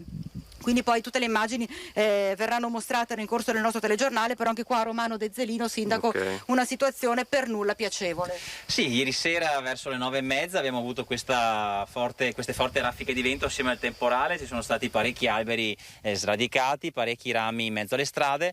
Poi, grazie anche all'operosità dei nostri concittadini, tutto è stato liberato. Questa mattina, anche grazie al servizio tecnico del comune, le strade sono state sistemate. Si trattava in particolare in questa serata di ieri sera di alberi di proprietà privata, quindi sempre anche l'invito a tutti i cittadini, non solo del comune di Romano, ma tutti quelli che possiedono un giardino, di provvedere alla manutenzione, perché poi le situazioni di pericolo ci sono per tutti coloro che transitano per le strade. Adesso la situazione è decisamente migliorata. Certo è che fa specie, fa paura, soprattutto preoccupa il fatto che bastino davvero pochi minuti per trasformare il tutto in un vero e proprio disagio anche molto pesante per un comune. Assolutamente, si tratta sempre poi di costi, di interventi in emergenza, di priorità che vengono date alla manutenzione delle strade, di quello che è successo in questi fortunali. È già il terzo o quarto evento nel giro degli ultimi 20 giorni, per cui bisogna stare veramente con le orecchie attente a quello che dicono i meteorologi, proprio perché ci troviamo di fronte a situazioni non prevedibili, ma che ultimamente purtroppo portano con sé sempre danni, sempre alberi divelti, sempre strade sconnesse, per cui è un'attenzione che noi amministratori pubblici dobbiamo sempre mettere in considerazione anche quando facciamo i nostri bilanci. Certo, più che altro proprio anche la tutela, la cura, come diceva lei poco fa, delle piante e degli alberi, perché davvero se una pianta cade, come è successo per esempio a Rossano Veneto, è caduta nel canale la pianta, quindi fortunatamente non è successo nulla, ma se la pianta cadeva dalla parte opposta, quindi passava una macchina o quant'altro, le conseguenze potevano essere davvero più drammatiche. anche. Sì, purtroppo vediamo che questi interventi spesso sono conseguenti a mancate manutenzioni. Sappiate che i municipi, i comuni devono provvedere, anche perché è un nostro obbligo, ogni 2 anni a potature al massimo invasive, diciamo, proprio per evitare queste situazioni. Quindi il suggerimento è proprio quello di evitare per quanto possibile anche i singoli cittadini di far sì che questo diventi un pericolo per gli altri, perché poi le conseguenze sono per tutta la comunità se evidentemente, come in questi casi, non succede nulla di grave per nessuno. Ecco, adesso bisogna quindi lavorare per ripristinare un po' i danni della scorsa notte. Le fasce particolarmente colpite, oltre a questa di Corroigo, a Romano Dezzelino, quali sono state? Abbiamo avuto una fascia che è più vicina alla superstrada, quindi la zona che va tra Romano e San Giacomo, poi ci sono stati anche qualche allagamento dovuto alle forti piogge nella zona di Fellette, zone purtroppo a noi note ma che hanno la necessità di essere riviste anche nella programmazione futura degli interventi di sostegno e di prevenzione del rischio idrogeologico.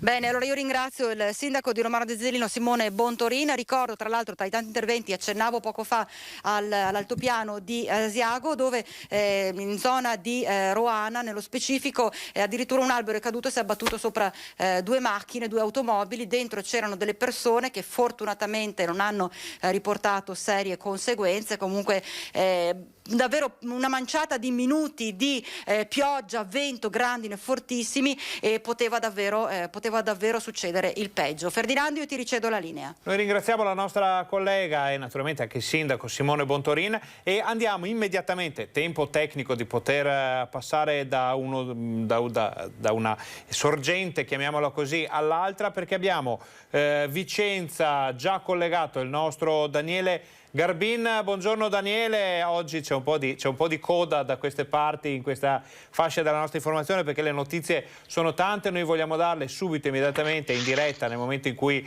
arrivano, nel momento in cui accadono ai nostri telespettatori. Daniele, sei in onda, sei in diretta, aggiornaci su quello che succede a Vicenza, buongiorno.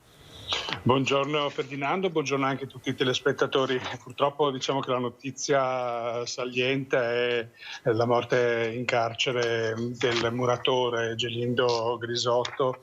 Ieri sera era stato portato in carcere dopo l'interrogatorio nel comando della compagnia di Tiene, perché è accusato dell'omicidio di Mario Testolin, il pensionato di 67 anni, e abitava in via Molinette a Marano Vicentino.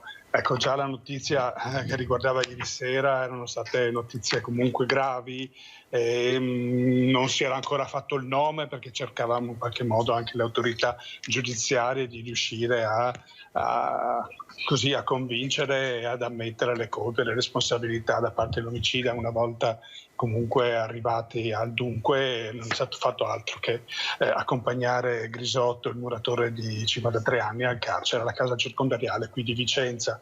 Purtroppo nella notte si è tolto la vita, e questa mattina i carabinieri intervenuti poi al carcere hanno potuto far altro che constatare la morte e il decesso. Ecco, è l'epilogo di una vicenda che già era drammatica di sé, ma effettivamente quest'ulteriore morte lascia stupiti Marano, che già ieri era colpita, perché comunque la storia di queste 2 famiglie durava di tensioni e liti da una ventina d'anni. Ecco. Grisotto era già conosciuto all'amministrazione comunale, perché comunque era assistito dai servizi sociali e accompagnava una delicata situazione familiare con 2 figli che lascia. E comunque la tensione era anche nota alle forze dell'ordine, perché era stato sequestrato un fucile del padre di Grisotto, l'omicida, ancora qualche anno fa, proprio per timore che le liti che c'erano tra vicini di casa potessero scatenarsi quello che poi effettivamente è successo ieri. Certo. Tant'è che il fucile che è stato usato come arma per l'omicidio è stato realizzato in maniera artigianale da Grisotto, proprio perché non aveva più disponibilità dell'arma del padre, e anche questo lascia pensare che effettivamente era stato un provvedimento cioè utile, ma non è bastato perché si trasformasse nella tragedia che abbiamo assistito ieri. Ecco, questa mattina lascia veramente tutti sconvolti, perché quello che non si pensava, si temeva, poi alla fine si è verificato. Ecco, questo. Sentiamo anche dalla tua voce, Daniele, dal tono di questo collegamento, che il dramma che ha colpito la comunità di Marano, ma non solo, perché è una vicenda che ha toccato tutti, perché naturalmente rapporti tesi tra vicini, insomma, li vediamo tutti i giorni in tutto il Veneto, in tutte le città. Sono situazioni che toccano tutti noi. Vedere che cosa è successo ieri e l'epilogo, tragedia nella tragedia di oggi, insomma, sta colpendo davvero molti, sta colpendo tutti. Sono tante le domande che ci si pone, ma insomma per le risposte bisognerà aspettare la magistratura, le indagini, c'è tanto da approfondire. Daniele, prima di lasciarti andare, ti chiedo al volo se abbiamo notizie di cronaca e se il maltempo ha fatto danni anche dalle vostre parti. Ecco, diciamo al momento particolari notizie che insomma avete analizzato, direi di no. Diciamo più che altro il maltempo con una serie di conseguenze, a parte i danni che probabilmente ancora i vigili del fuoco a cui abbiamo chiesto dicono che non ha colpito proprio esattamente il centro e il sud della provincia, ma soprattutto la classica zona pedemontana a ridosso, dove effettivamente una sessantina gli interventi questa mattina, soprattutto di taglio di alberi, così dicevano i vigili del fuoco, che erano ancora in corso. Quindi tanta paura, il timore che succedesse qualcosa, sì, anche da noi, però effettivamente in forma minore. Adesso verificheremo poi nel corso della giornata se ci sono dei problemi. Più che altro per la questione Green Pass, ecco, il maltempo ha scatenato degli effetti proprio in centro, perché proprio stavamo seguendo il pezzo su come stanno reagendo gli esercenti locali, e quel temporale, anche se annunciato, ha scatenato il fuggi generale in centro città. Quindi chi non aveva il Green Pass doveva rifugiarsi all'interno dei locali, non ha potuto farlo perché non aveva il Green Pass, e questa cosa ha scatenato effettivamente l'EIR, e comunque quello che si sa già, però basta proprio il temporale per... Torniamo allora. Che oggi abbiamo sentito. Ti avevamo perso un attimo, Daniele, ma abbiamo ben compreso il taglio della notizia. Effettivamente non è una cosa a cui si pensa quando si pensa al Green Pass, ma certo il diluvio costringe le persone a ripararsi, come sta succedendo per tantissime altre situazioni molto simili. E chi non ha il Green Pass dove va? Una bella domanda alla quale immagino inizieremo a dare risposte nel nostro TG Vicenza di questa sera. Certo. Daniele, noi infatti rimando all'edizione a questa sera, perché proprio stiamo verificando ancora la prefettura e quindi confezioneremo questo servizio che è tenuto costi. Rimandiamo ai telespettatori a stasera proprio per l'edizione completa. Molto bene Daniele, ti ringraziamo per questo collegamento. Se ci sono altre notizie da Vicenza non esitare a contattarci, le daremo in diretta ai nostri telespettatori. Buon lavoro, buona giornata. Grazie Ferdinando e ai telespettatori. Torniamo in studio, vediamo prima di andare in pubblicità una foto. Guardate che disastro, quest'albero caduto sull'auto. È uno dei fatti che citava poco fa la nostra Vanessa Banzato. Alberi sulle macchine, sulle auto ad Asiago, persone che si erano rifugiate nelle auto per sfuggire alla violenza del maltempo e si sono trovate in questa situazione. Vediamo se ce ne sono altre da farvi vedere. Ecco, questa è abbastanza interessante perché ci fa capire, sempre grazie alla regia di Alessandro Costacurta e Renzo Rigon, ci fa capire che cosa è stato rischiato durante la serata di ieri. Fra poco avremo anche il contributo di cui parliamo da parecchi minuti, ma finalmente si è riusciti ad averlo, da Tezze, dove prima si era parlato del capannone della Sagra, poi di una parte del capannone, poi di una tensostruttura. Comunque una parte della Sagra di San Rocco a Tezze è stata rovinata dal maltempo. Noi adesso facciamo una breve pausa pubblicitaria, poi quando torniamo vediamo il contributo da Tezze.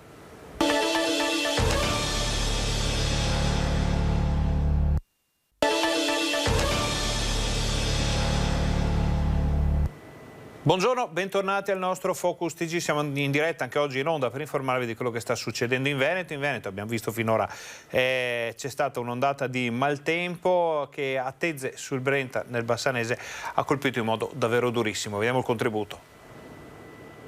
Ciao Ferdinando, Ferdinando, siamo qui alla sagra di San Rocco a Tezze sul Brenta. Siamo ritornati sul posto che ieri sera è stato teatro di alcuni momenti di paura, di tensione, gestiti in maniera, dobbiamo riconoscere, eccezionalmente efficace dal comitato dei festeggiamenti della sagra di San Rocco. Perché? Perché cosa è successo?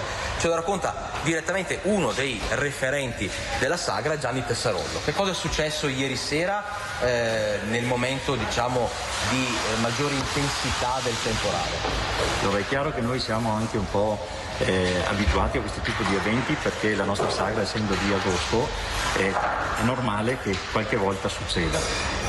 Quest'anno in modo particolare eravamo in una location nuova e quindi un attimo di più così paura poteva esserci per la gente, perché era una struttura che non era ancora stata, diciamo, vissuta come negli altri anni.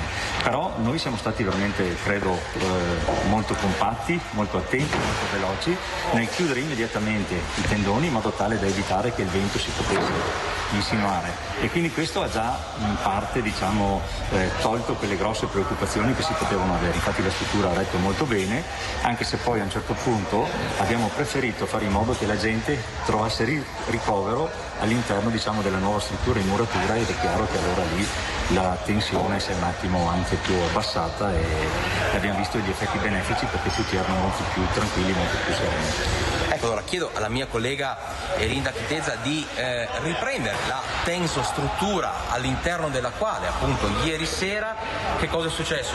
Il temporale si è scagliato veramente con forza su Tezze sul Brenta. Non ci sono stati fortunatamente danni a cose o a persone, ma come dicevamo solo dei momenti di paura che hanno portato gli organizzatori della sagra a chiudere tutti gli accessi, tutti i punti di accesso della tensostruttura e accompagnare gli ospiti, le persone che stavano cenando, stavano festeggiando l'ultimo giorno oltretutto di questa storica sagra, accompagnarli direttamente in cucina, una struttura in muratura, finché fossero protetti e sicuri da qualsiasi eventuale problema, che fortunatamente non c'è stato. Abbiamo qui con noi, nel ringraziare Gianni Tessarollo, appunto uno dei referenti del comitato organizzatore della sagra, abbiamo qui con noi un testimone oculare di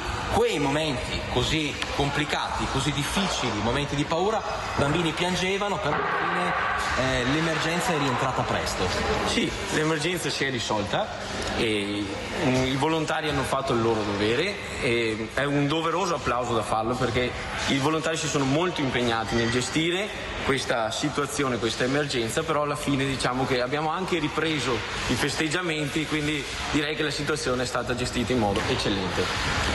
Eravate chiaramente tutti muniti di misure di sicurezza, dispositivi di protezione individuale, quindi con le mascherine, perché spostandovi chiaramente al chiuso era importante anche e soprattutto mantenere la sicurezza in un periodo difficile come quello che stiamo attraversando. Alla fine, quando si è tornati alla normalità, è stato un po' un sospiro di sollievo. Sì, è stata un po' una boccata d'aria, no? Come quando abbiamo aperto il capannone, il tendone, è stata una boccata d'aria in più ulteriore, perché la situazione era passata ed era stata gestita. Quindi diciamo che è andato tutto per il meglio, sì. E allora Ferdinando, io ti ridò la linea, è andato tutto per il meglio, lo abbiamo raccontato qui alla sagra di San Rocco a Tezze sul Brenta. Questa sera nelle nostre edizioni di informazione, nei nostri telegiornali, approfondiremo, vi racconteremo meglio il tutto. Intanto, come detto, ti restituisco la linea. Noi ringraziamo Alex Giuliano e naturalmente i testimoni di quello che è successo ieri sera a Tezze. Sulle prime sembrava che fosse stato sradicato, comunque danneggiato il tendone, invece la tensostruttura, quella grande, invece poi nel corso dei vari approfondimenti è risultato che i danni erano stati a un gazebo, a una struttura più piccola che comunque insomma è stata distrutta. Poi tanta paura, ma abbiamo tante interviste, tante dichiarazioni di persone che hanno assistito, che erano alla sagra ieri sera per l'ultimo giorno di questa festa, che è finita in modo un po' diverso da come forse si aspettavano gli organizzatori. Le vediamo tutte nel telegiornale di questa sera. Cambiamo decisamente argomento, mettiamo da parte il maltempo e vediamo un po' la situazione del coronavirus. Abbiamo sentito che i dati riguardanti i contagi crescono, ci sono comunque nuovi ingressi in ospedale, anche in terapia intensiva, e si parla sempre più spesso della terza dose. Ne avevamo parlato nelle ultime ore con Luca Zaia. Non sto dicendo che è giusto fare la terza dose, sto dicendo vogliamo testare ad esempio gli ultra ottantenni, ed è un lavoro che noi vogliamo fare, ve lo anticipo, a campione, per capire anche l'evoluzione che hanno avuto queste coperture anticorpali. Fermo qui, però si sappia che nel mondo si stanno facendo questi ragionamenti e vedo che in Italia ancora, insomma, forse già Ferragosto pesa, però direi che dopodomani è già autunno. Passato il Ferragosto, la questione per il presidente Zaia è quanto mai urgente, anche alla luce di quanto sta avvenendo in Israele, dove si registra una recrudescenza del virus tra gli over 65, complice anche l'allentamento delle misure anti-Covid già a inizio primavera. Uno studio dei titoli anticorpali, questo quindi il progetto di Zaia, che permetta di capire come e quando programmare un'eventuale terza dose sui soggetti più anziani. Penso che noi dobbiamo prepararci per l'autunno, ma non pensando che venga giù il diluvio, semplicemente per cercare di gestire questa fase di convivenza nella maniera più opportuna. Spero che a livello nazionale questo sia un tema che si vada ad affrontare. Se il tema per gli over 80 è l'ipotesi terza dose, per i più giovani è quello della vaccinazione tout court, anche in vista del rientro a scuola. Da venerdì scorso in Veneto i ragazzi dai 12 ai 25 anni possono accedere liberamente ai Vax Point. In questi giorni ne hanno approfittato in poco più di 1800, un dato che Zaia comunque rivendica. Di noi chi è che sarebbe andato a vaccinarsi a Ferragosto? Cioè, considerate che il periodo non è proprio dei migliori. 1832 su 13.700 quello che è buono. Sono quasi 2.000 ragazzi sono andati in accesso diretto. Altro fronte, quello delle cure domiciliari. Nelle settimane in cui diverse sono le manifestazioni di piazza sul tema anche a nord-est, terapie che spesso il popolo Novax vede come alternativa allo stesso vaccino. Voglio ricordare che tutti i medici del Veneto utilizzano e possono farlo in scienza e coscienza tutti i farmaci autorizzati EMA sul mercato. Cioè non è che debbono strettamente restare legati a un protocollo che dà semplicemente delle linee guida di riferimento. 446.000 positivi, almeno 420.000 curati a casa. L'idrossiclorochina è un esempio, no? Quanto abbiamo sentito dire che era la soluzione a tutti i mali. Io non sono un medico, non ve lo so dire, no? Ma che sia chiaro che in Veneto non è proibito utilizzarla. Strettamente connesso il tema degli operatori sociosanitari Novax con la regione che aggiorna la contabilità delle sospensioni già attive e conseguenti riorganizzazioni di personale. Siamo attorno alle 100 persone sospese tra tutte le USL del Veneto, eravamo a 90 la settimana, mi sembra inizio settimana scorsa, quindi siamo sicuramente sulle 100 persone sospese. E l'USL 6 ha sospeso anche alcuni medici di medicina generale, quindi alcuni medici di famiglia, dirottando poi gli assistiti sui medici di continuità assistenziale e su altri medici. E vediamo, insomma, sempre legato a doppio filo con il tema dell'emergenza coronavirus, quel che sta succedendo nelle terapie intensive. Età media più bassa, circa 46 anni e tutti non vaccinati. In terapia intensiva i pazienti Covid nel fine settimana di Ferragosto sono stati 5, ma dall'inizio della cosiddetta quarta ondata sono stati 14 e di questi solo uno è un non vaccinato, un anziano affetto da patologie pregresse gravi. Da quando ci sono le vaccinazioni non si sono più ammalati sanitari. Secondo dato, nelle terapie intensive, questa fase lo comprova, la stragrande maggioranza dei pazienti sono pazienti non vaccinati e quindi questo ovviamente non può che essere un invito a vaccinarci. Nel 2021 per una sola settimana a giugno la terapia intensiva dell'azienda ospedaliera è rimasta Covid-free. Dal 21 di febbraio 2020 sono state 450 le persone ricoverate per Covid, considerando anche l'ospedale Sant'Antonio. Nella prima ondata ci sono stati meno pazienti ma con un tasso di mortalità molto più alto. Nella rianimazione invece nella seconda ondata sono stati ricoverati 142 pazienti, il 56% è stato intubato e 13 invece sottoposti ad ECMO, una strategia di supporto respiratorio molto più intensa. Tra di loro anche un convinto Novax. Noi abbiamo avuto un convinto Novax che ha avuto bisogno di ECMO. Quando è arrivato chiaramente prevaleva la necessità di essere aiutato, cioè la mancanza di respiro gli ha fatto dimenticare quello che era probabilmente il suo credo e ci ha chiesto aiuto. Noi ovviamente l'abbiamo trattato con rispetto e con tutta la professionalità necessaria, tant'è che è stato messo in ECMO ed è sopravvissuto e è venuto a trovarci e le sue condizioni erano radicalmente cambiate. La vaccinazione sta riducendo i numeri dei ricoveri in terapia intensiva, su questo i medici non hanno dubbi. Noi assistiamo adesso a una tipologia di pazienti e a un livello di gravità che è diverso da quello che abbiamo visto in contesti differenti. Chi si vaccina ha sicuramente una probabilità maggiore di avere, nel caso anche avessi il contatto con il virus, cosa che può accadere per vari motivi, di avere o nessuna malattia o una malattia molto lieve.